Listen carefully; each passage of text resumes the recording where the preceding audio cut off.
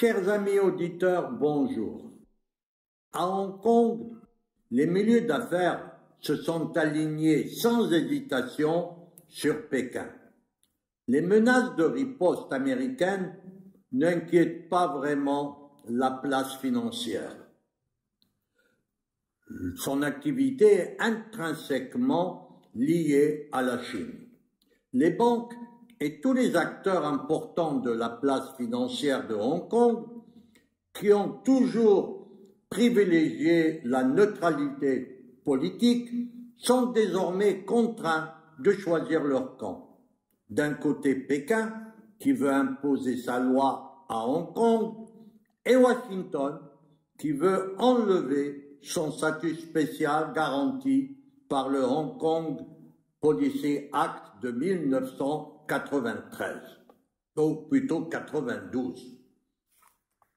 Or, les milieux d'affaires, tant hongkongais qu'occidentaux, ont opté pour Pékin, sans hésitation, sans état d'âme, sous couvert de pragmatisme. Les banques HSBC et ceux de Standard Chartered ont été les premiers à se déclarer favorables à la future loi chinoise. Un marché financier a besoin, avant toute chose, de stabilité politique. Peu importe par quels moyens elle est obtenue, commente pour sa part Fabrice Jacov, le président de JK Capital Management, établi à Hong Kong, et dont tous les fonds ont gagné plus de 10% en 10 jours. Après que le Parlement chinois a annoncé le 21 mai qu'il se saisirait d'une loi sur la protection de la sécurité nationale à Hong Kong, la Chine a envoyé des émissaires un peu partout pour persuader le monde entier du bien fondé de sa mesure. Celle-ci est principalement vouée à ramener l'ordre. C'est un argument très doux au milieu économique dans l'ex-colonie britannique.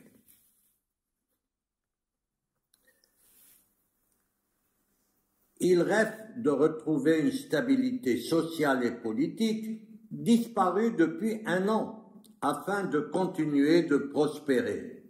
Personne ne crache dans la main de celui qui le nourrit, c'est aussi simple que cela.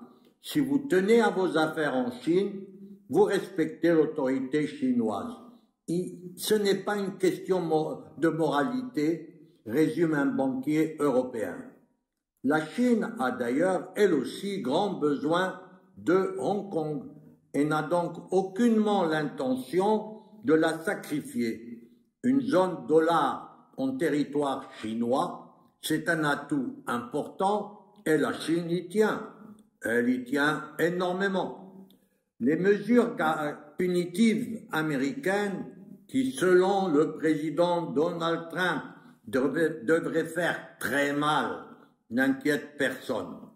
Les gesticulations de Trump ne sont qu'un show électoral et les Chinois ne sont pas dupes. Trump vient de perdre sa bataille de Hong Kong. Qu'allait-il faire dans cette galère? À demain, si vous le voulez bien.